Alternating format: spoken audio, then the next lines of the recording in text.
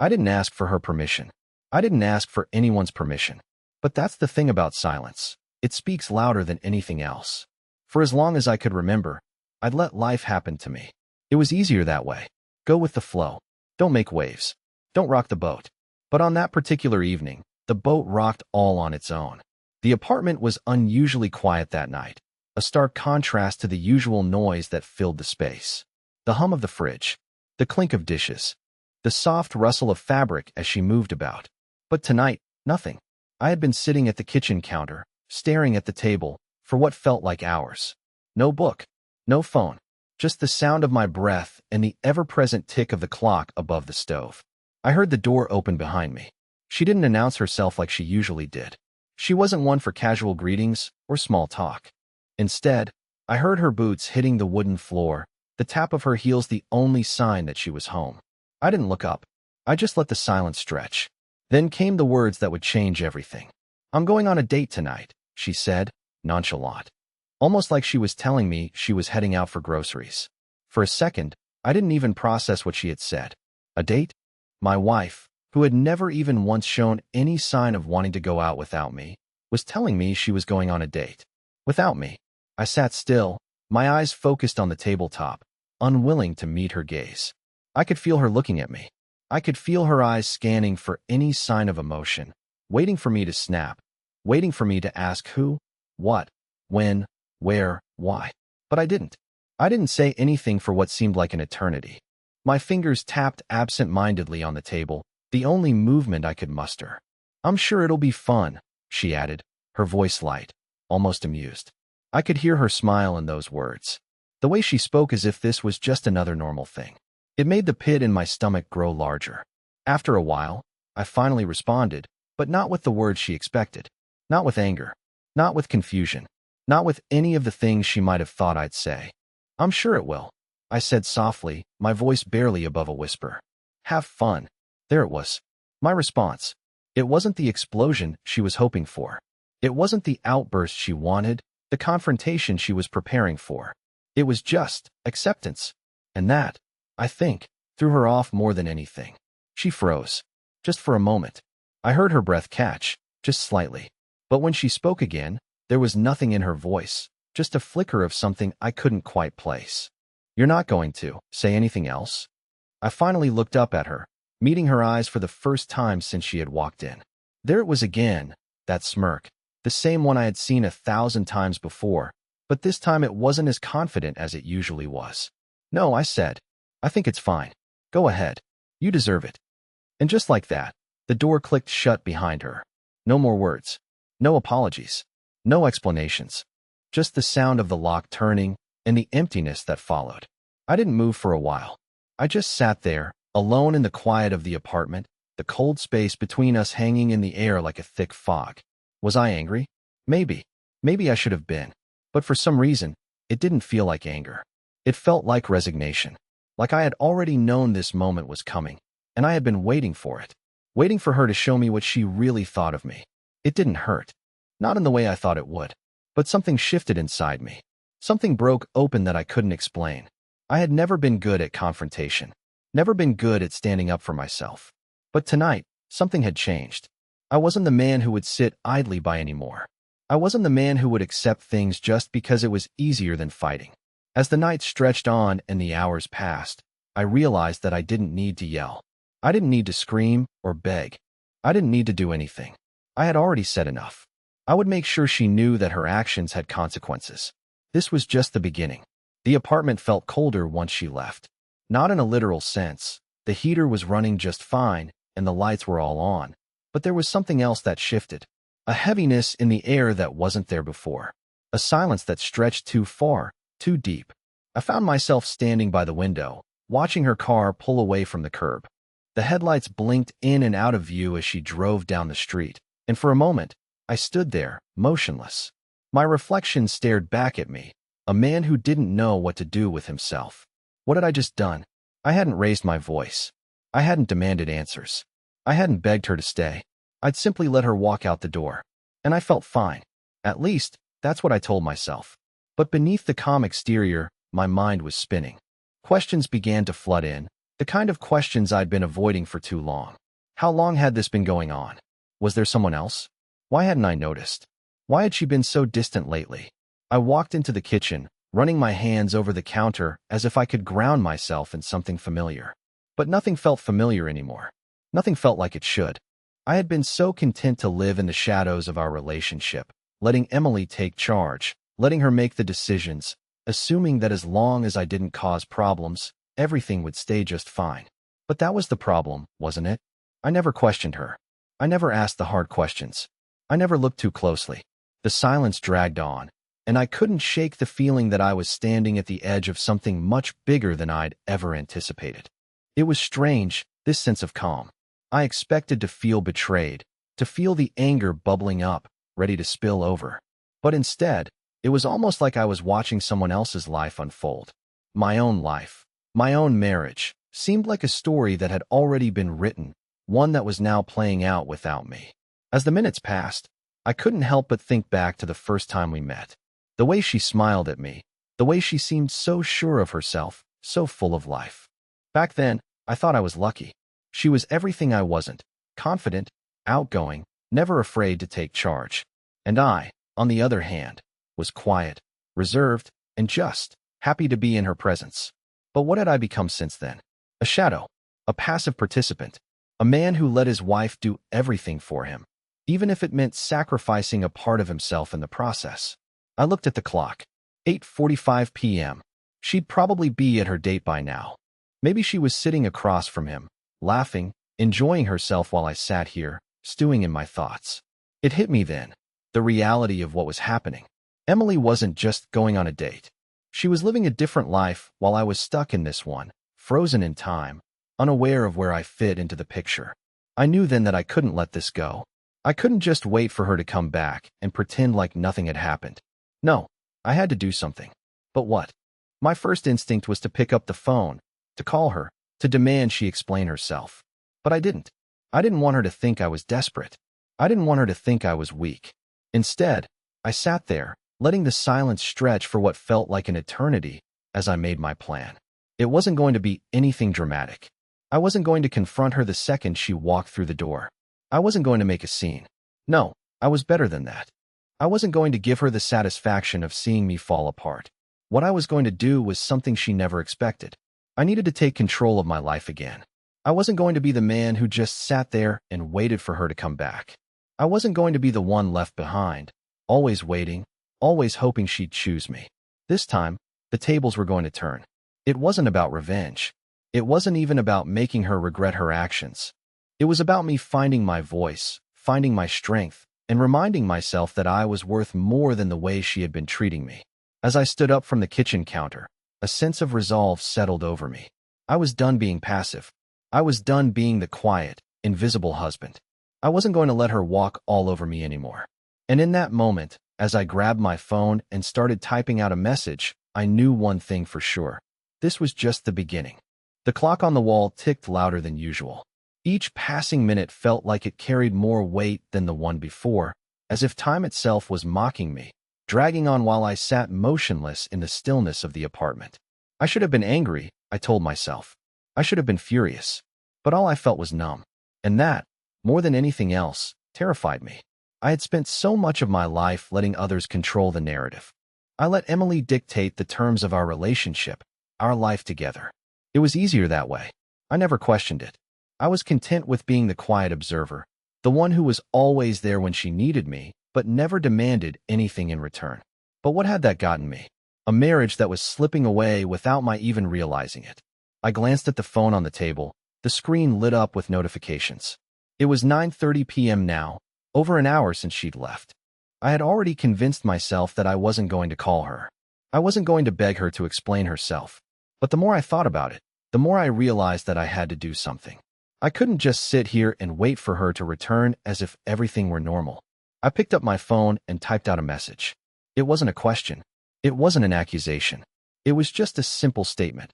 I think it's time we had a conversation when you get home. I hit send and set the phone down, staring at it as if it were a ticking bomb, waiting for it to explode. She'd probably reply with something like, "I'm too tired," or "Can we talk tomorrow?" But this time, I wasn't going to let her off the hook. I wasn't going to give her the opportunity to avoid the truth. The thought of her with someone else, even the idea of it, left a bitter taste in my mouth. How could she do this? How could she sit across from another man, laughing, enjoying the evening, while I sat here at home, trying to make sense of it all? I should have been the one she was spending time with. I should have been the one she turned to. But somehow I wasn't enough.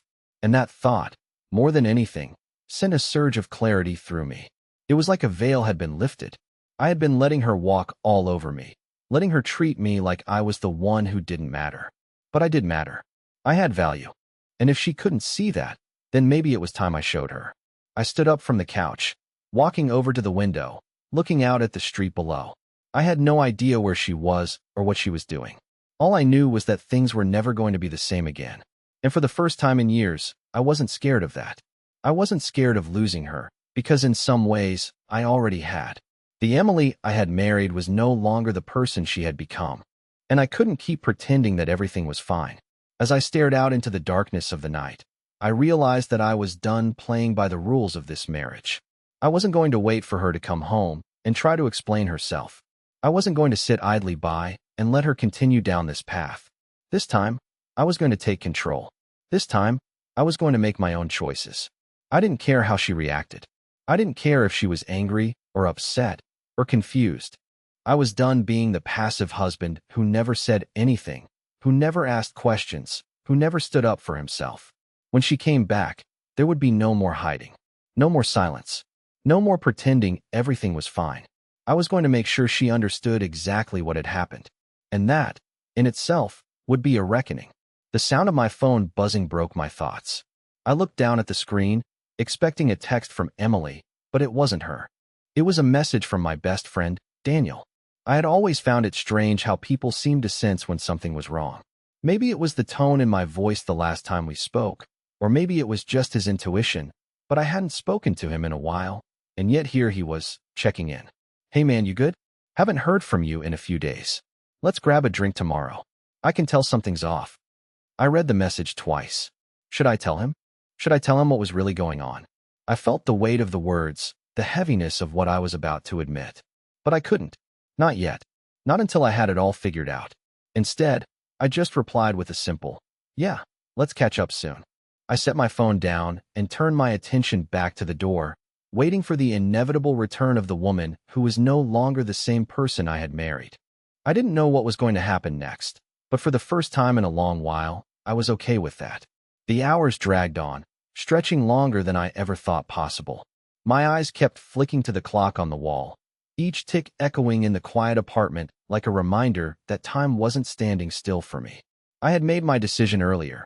I wasn't going to confront her right away. But the longer she stayed out, the more questions formed, and the harder it became to resist the urge to track her down, to confront her immediately, to demand answers. I kept replaying that moment in my mind when she told me she was going on a date. The way she said it so nonchalantly, like it was a normal, everyday thing. She wasn't sorry. She wasn't hesitant. She didn't seem to care at all.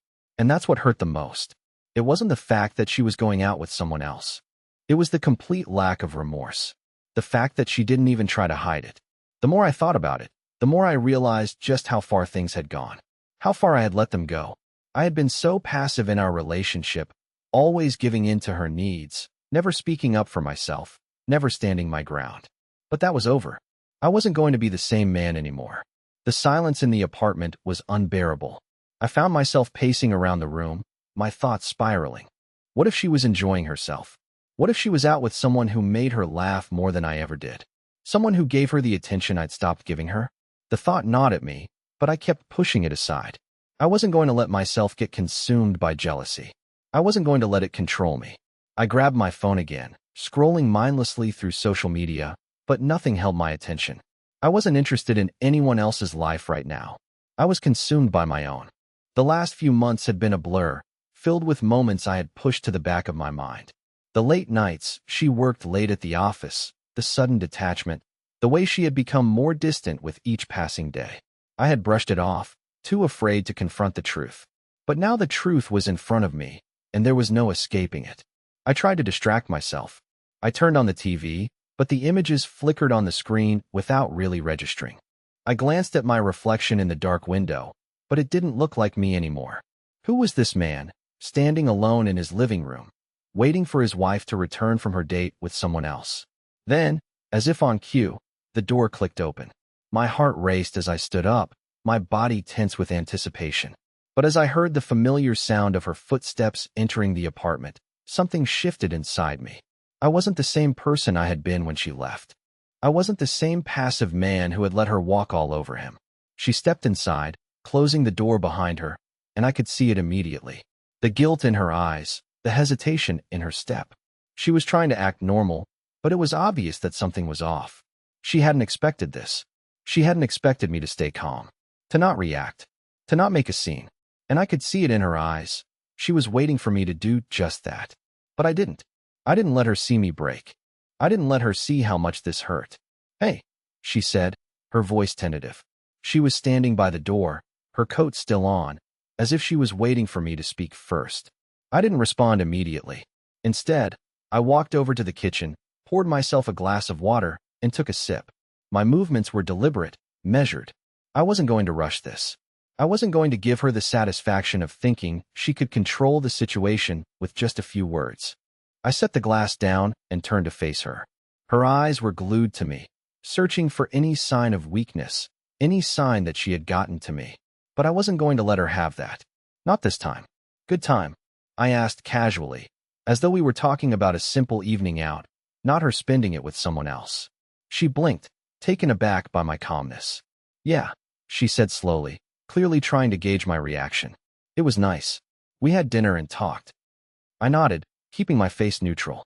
"That's good," I said, though every fiber of my being wanted to scream. Every part of me wanted to ask her what it felt like to sit across from another man, laughing and enjoying herself while I sat at home, stewing in silence. But I didn't. Instead, I walked over to the couch and sat down, motioning for her to take a seat. "Let's talk," I said.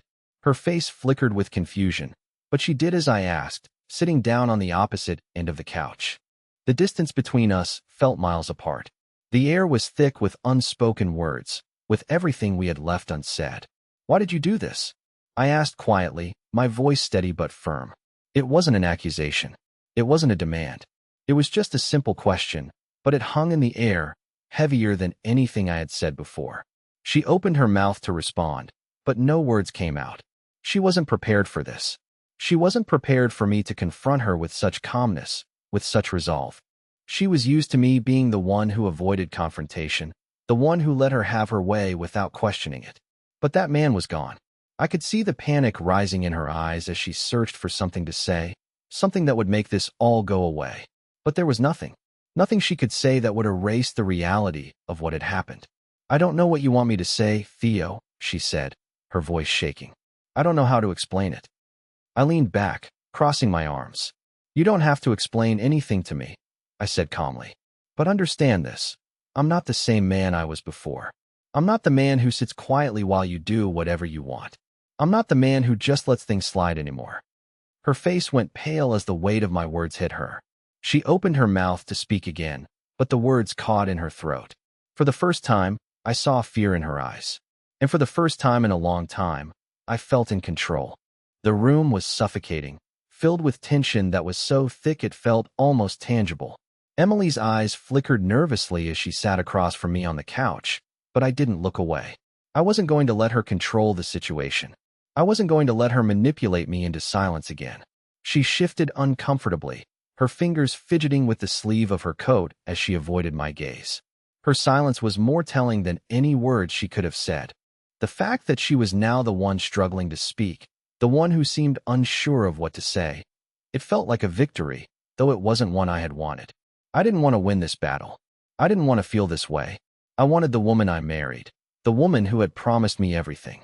But somewhere along the way, I had become invisible. Somewhere, I had allowed myself to disappear into the background of our marriage. I had let her drift away, thinking that as long as I didn't rock the boat, everything would be fine. I had convinced myself that if I just kept my head down, we'd weather the storms together. But here I was, alone in the quiet of our home, watching her unravel before me. "So, you're really just going to act like nothing happened?" I asked, my voice low, but every word felt like it was cutting through the air. You really think that I'm just supposed to sit here and pretend everything is okay? Her gaze snapped back to mine, and I saw something in her eyes that I hadn't seen in a long time. Fear. Fear of losing control. Fear of losing everything she had taken for granted. I don't know what you want me to say, Theo, she stammered, her voice trembling now.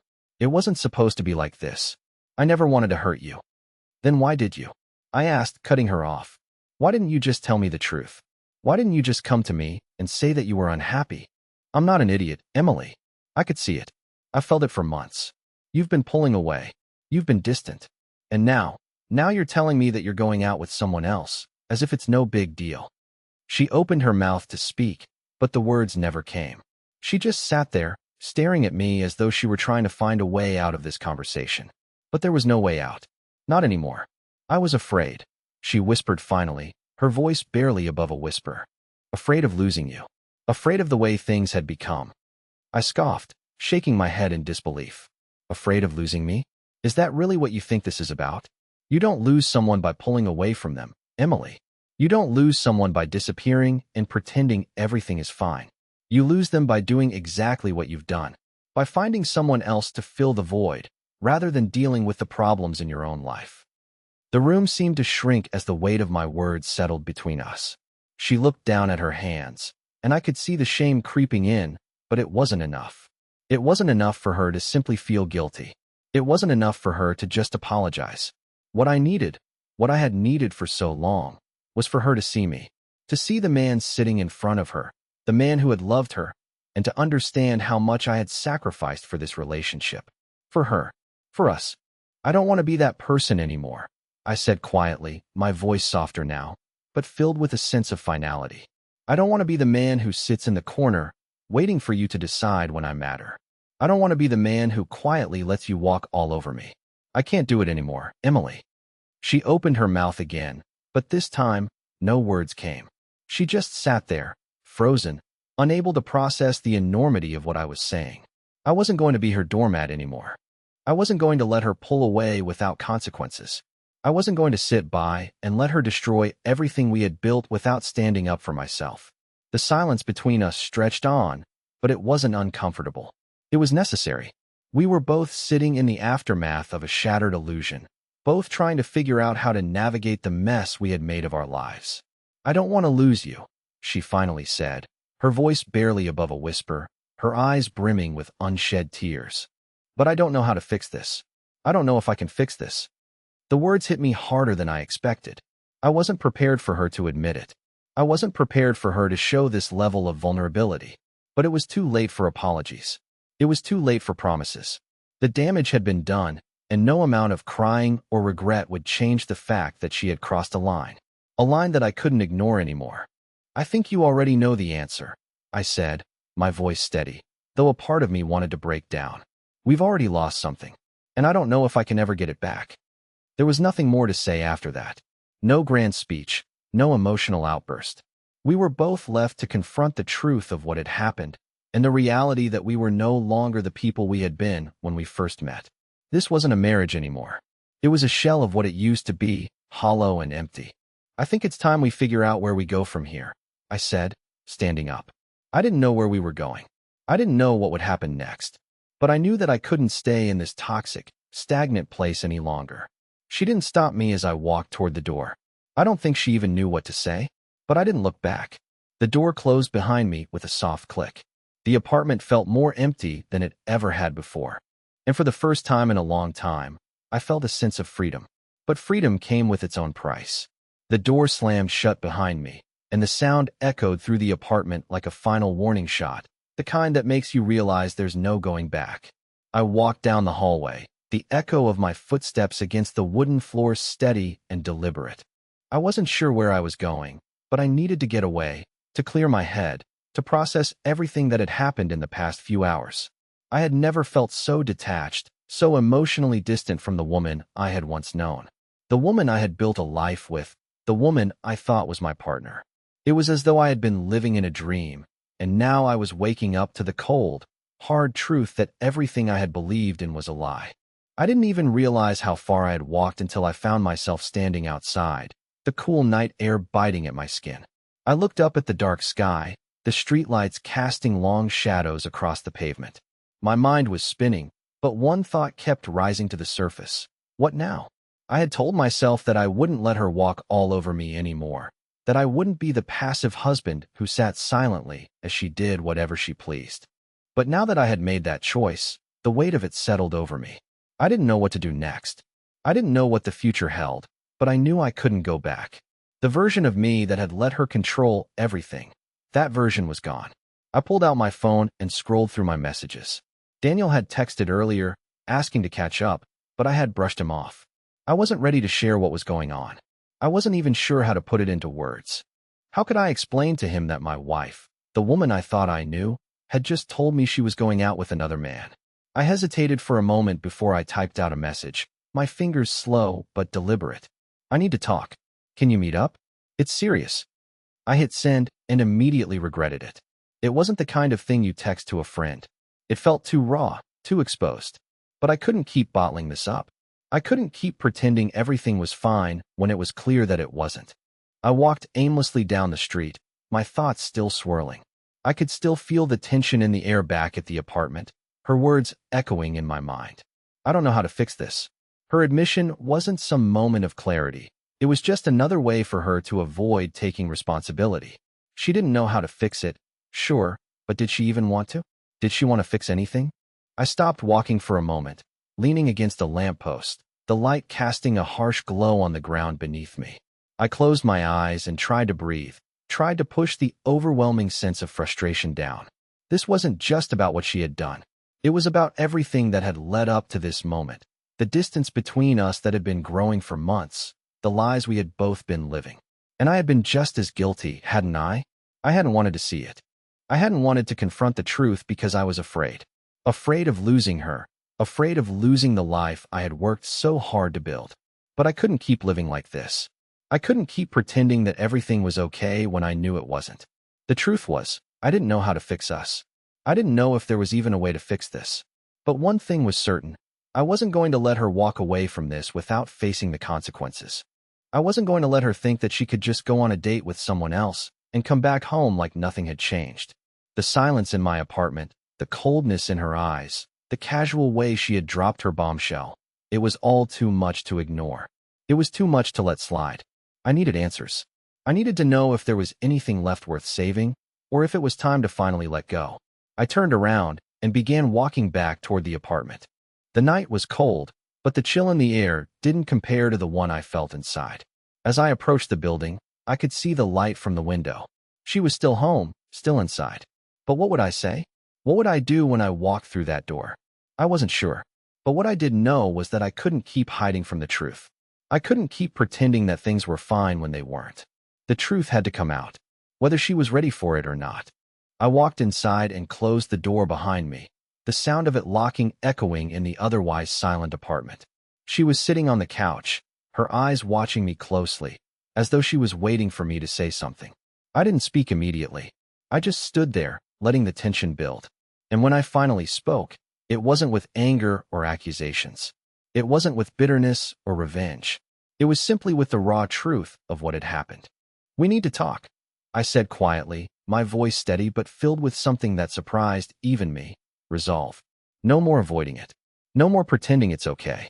We can't go on like this. She opened her mouth to speak, but I raised my hand, cutting her off. "I've let you control everything for so long, Emily. I've let you make the decisions. But I'm done. I can't keep pretending I'm okay with this. We need to face what's been happening, and we need to figure out what's next. No more lies. No more silence. Just the truth." Her face paled as she realized I wasn't backing down. But this wasn't about winning or losing anymore. This was about reclaiming the life I had lost, about standing up for myself in a way I never had before. The storm was coming. And this time, I wasn't going to be swept away by it.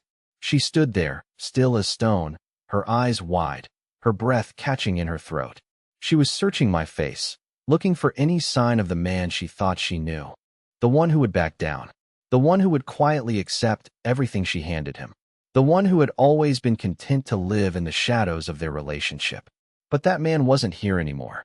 The version of me she had spent years controlling was gone. You don't mean that, she whispered, as if trying to convince both herself and me.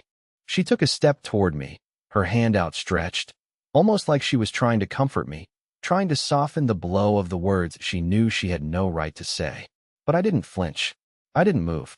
I stood my ground, steady as the world around me seemed to spin faster than I could keep up. No, Emily, I do mean it, I said quietly. For the first time in a long time, I'm finally seeing things for what they are. And I'm done pretending. Her face twisted, her expression filled with disbelief. You think this is easy for me? She asked, the words coming out more desperate than she intended. You think I don't care? I shook my head slowly. I don't know what you care about anymore. You've been pulling away from me for months. The nights you've stayed late at work, the constant distance between us, the way you've stopped being here. She opened her mouth to say something, but I cut her off before she could defend herself, before she could come up with another excuse. You went out with him tonight, Emily. You chose him. And I'm supposed to just sit here and accept that? I wasn't shouting. I wasn't raising my voice. But my words, the sheer weight of them, hung in the air between us, heavier than any outburst I could have unleashed. I wasn't, she started, her voice breaking for the first time, but I wasn't interested in hearing what she was going to say next. The excuses weren't going to fix this. They never did. No, I said, taking a deep breath, trying to keep my composure. You made your choice. And I'm not going to be the one who sits around waiting for you to change your mind. There was a long, suffocating silence between us. She looked at me like I was a stranger, as though she was seeing me for the first time. But I wasn't the man she used to know, the man who allowed himself to be stepped on, the man who kept quiet when he should have spoken up. No, tonight I had spoken up. Tonight, I wasn't asking for an explanation. I wasn't begging her to stay. You've changed, she finally said, her voice barely above a whisper. Her words were slow, almost tentative, as though she was trying to understand what was happening just as much as I was. But, you're right. I looked at her, not feeling the satisfaction I thought I would feel. There was no victory in this moment, no sense of triumph. Only the hollow, aching truth that we had reached the end. There was no going back after this. Whatever we had, whatever we once were, was slipping through our fingers. I know I've made mistakes, she continued, her voice shaky now, the facade cracking. But I never thought it would come to this. I never thought you'd walk away. I met her eyes, and for the first time in a long time, I felt the walls I had built around myself come crashing down. Not because I felt sympathy for her, but because I had reached the point where I realized we had both lost ourselves. We had both been complicit in the disintegration of what had once been a solid, loving relationship. I didn't walk away, I said, my voice firm, my heart heavy with the weight of truth. But I'm done being the only one fighting for us. I'm done carrying all the weight. If you want this to work, if you want us to fix it, then you need to start pulling your weight too. She closed her eyes, as if the weight of my words was finally sinking in. The tears that had been threatening to spill were now there, visible in the corners of her eyes. And still, I couldn't bring myself to comfort her. I couldn't let her off the hook with a simple hug, with empty words of reassurance. I had given her everything for years, everything but the one thing I had forgotten to give myself: respect. I had let myself slip into the background while she took charge, and I had convinced myself that it was okay. But it wasn't. Not anymore. I don't know if I can fix this, Theo, she admitted, her voice a mixture of guilt and fear. I don't know if we can go back to what we were. I'm not asking you to, I said. I'm not asking for some fairy tale ending where we just forget everything and pretend like nothing happened. But I need to know if you're willing to try. If you're willing to actually fight for this, like I am. She stared at me, her face an open book filled with vulnerability. I don't know how to fight anymore, she said softly. I don't know if I can change. For the first time in a long time, I saw the woman I had married, not the one who had walked out on me that evening, but the woman who had once held my hand, promised me her heart. And as much as I wanted to believe that we could somehow fix this, a small part of me knew better. I don't need you to change for me, Emily, I said, my voice softening. I need you to want to change for yourself. She looked away, her face flushed with emotion, and I saw the conflict in her eyes. For a moment, I wondered if there was still hope for us. But the reality was this. We were at a crossroads, and neither of us could keep pretending that things were going to magically fix themselves. I need space, I said, my voice steady but filled with resolve. I need time to figure out what I want. She nodded slowly, almost relieved that I had finally said it. Maybe it was a sign that we both knew we needed time. Time to think, to breathe, to decide whether or not we could rebuild what we had torn down. But as I turned away from her and walked toward the door, I felt a strange sense of finality wash over me. The person I had been before was gone, but the person I was becoming was someone who could stand on his own, whether she was by my side or not. And for the first time in years, I felt free.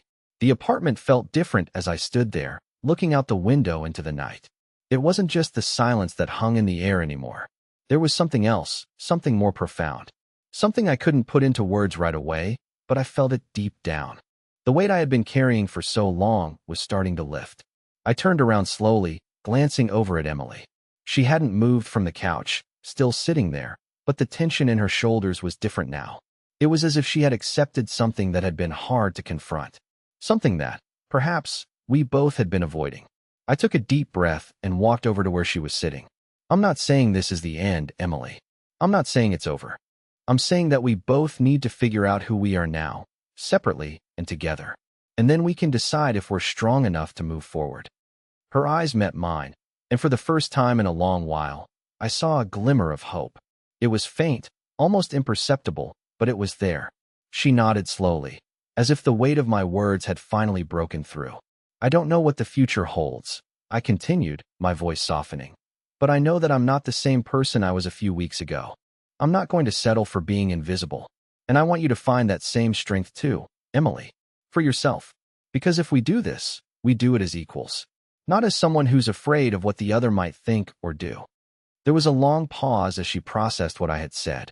Then, with a deep breath, she stood up from the couch and walked over to me. She didn't say anything at first, but she didn't need to. The way she reached out for my hand spoke volumes. And for the first time in a long time, it felt like we were in the same place. Not perfect, not without scars, but finally moving forward. I don't have all the answers, Theo, she said quietly, her voice filled with vulnerability. But I'm willing to try. I'm willing to be better. For both of us. And in that moment, I realized something. I wasn't waiting for her to fix me, and she wasn't waiting for me to fix her. We were both standing at the edge of something new, not a fairy tale, but something real. And for the first time, I could see the possibility of a future that wasn't just about surviving each other, but about actually thriving together, even if it took time to get there. We didn't need to make any grand declarations that night. No promises we weren't sure we could keep. But we could start over. We could rebuild. It wouldn't be easy, and it wouldn't be quick. But it was a start. And sometimes, that's all you need to begin healing. I smiled. Just a little, a feeling I hadn't felt in a long time. We'll figure it out, Emily. One day at a time. She smiled back, a genuine smile this time. Not forced or uncertain. Just real. And that was enough. We didn't have to have it all figured out. We didn't have to have all the answers. But for the first time, I felt like we were on the same page. The weight had lifted, and in its place, there was a quiet understanding. The kind that said we were both willing to work for this, to fight for something better. I took her hand in mine, and for the first time in a long while, I felt the spark of hope. Maybe it wouldn't be perfect. Maybe we wouldn't get everything right. But we were going to try. And that was enough.